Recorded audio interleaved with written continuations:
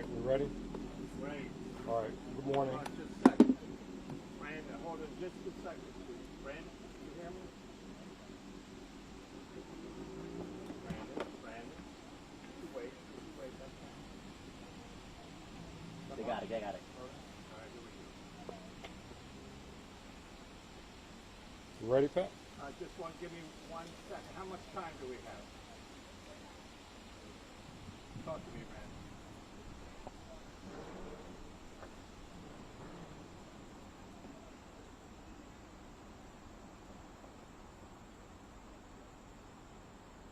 You good? Okay, Chief, can you tell us what happened here?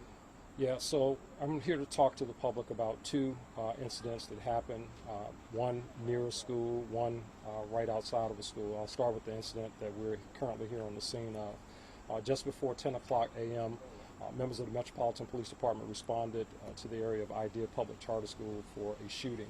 Upon our arrival on the scene, two juveniles were located suffering from gunshot wounds.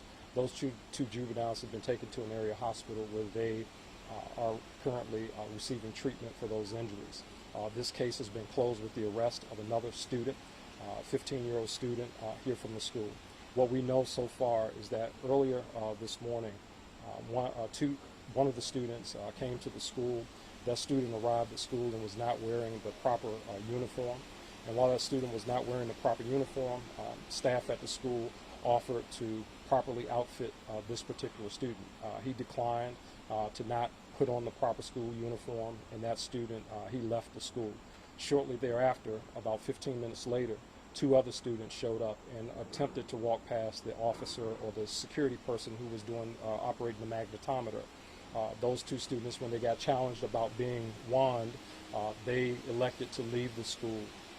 Shortly after them leaving the school, there was an altercation that occurred just outside of the school between these three students. One of those students produced a firearm firing, and two students were struck as a result who were involved in this altercation. This is a very unfortunate situation. It's very tragic that we're seeing firearms in the hands of young people who should not have them, and as a result of that, we have two young people suffering from gunshot wounds. I am very thankful that the security officer on the inside of the school was about their business.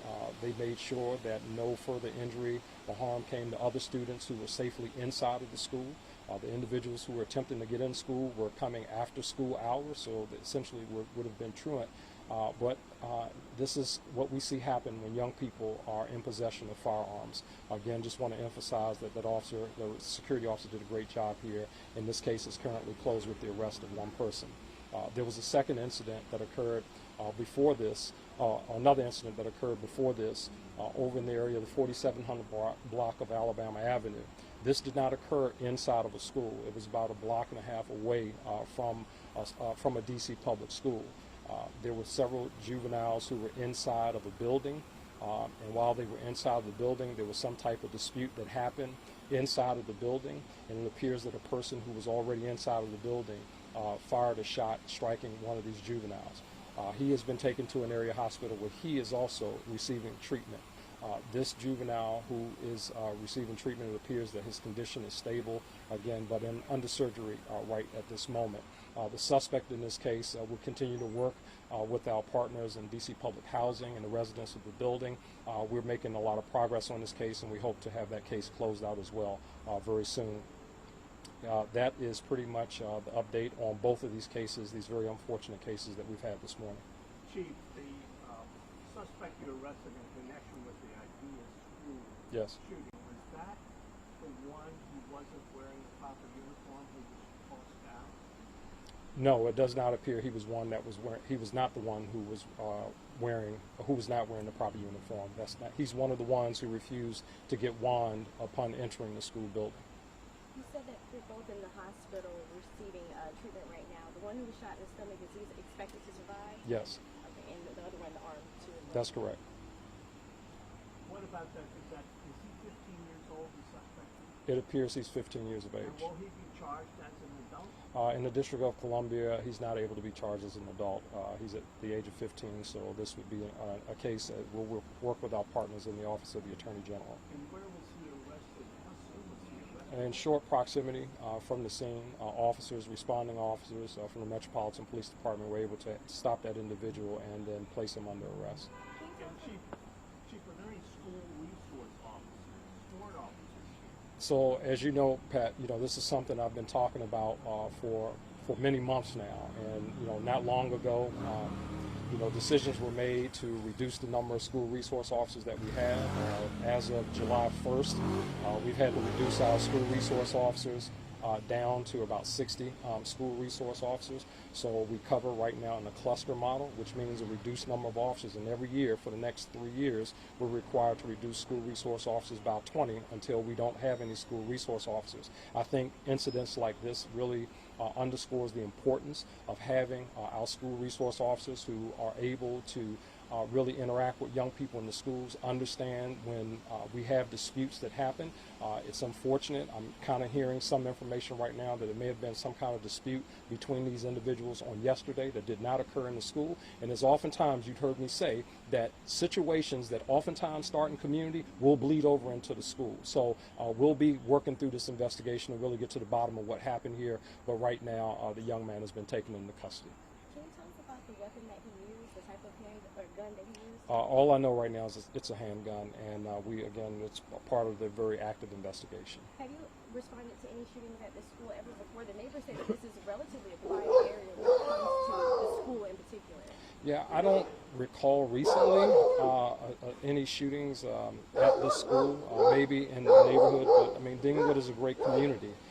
Certainly, there are a lot of longtime residents who live here in the Dingwood community, and I'm sure things like this are very upsetting for them, as it is for me. We want to do everything that we can to make sure that we get illegal firearms off of our streets. As I continue to talk about this, so far this year, we've taken 800 more firearms off our streets, over 2,000 illegal firearms off the streets of the District of Columbia. And when you're taking them off of children, age of 15 years of age, who decides that the best way to resolve a dispute is to pull a gun and shoot somebody in front of a school, that's unacceptable. And I don't care how old you are, you have to be held accountable. Sure, we want to make sure that services are offered to families, etc., who need them, but somebody's child is in the hospital as a result of reckless gun violence in our city, and we have to make sure that there's accountability for that. Two-part question. What do you say to others, young people, who will think to do something like this? Because it seems like sometimes our suspects are getting younger and younger, which is frustrating for everyone. Yeah. And then also, school just started. What do you say to parents and other students to make sure that they feel safe at school? Yeah, well, parents have to talk to their kids first and foremost. I mean, I think it really, a lot of the stuff starts in the home.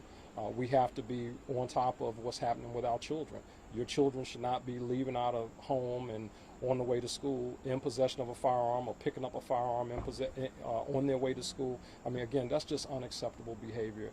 For our students, we want to make sure that we have safe and secure learning environments for our students. I am so happy that none of the children who were inside of the school were physically impacted by this, but the mental piece that goes along with this. We want to make sure that there's support services for the students at the school. Obviously, these are all children who were or who are members of the same school body, so we have to make sure that the children here get the services that they need. But at the end of the day, we need parents to also be parents as well. Talk to your students about resolving conflict, and resolving conflict without involving a gun. All right, any other questions? Thank you. Yep. Good job, Chief. Is the school closed still in lockdown, and are they going to dismiss early? Do you know? We'll talk to the administration there. We're not sure whether or not they're going to dismiss just yet, but we're working through that with them. Okay, thanks, Chief. Thank you. Take care.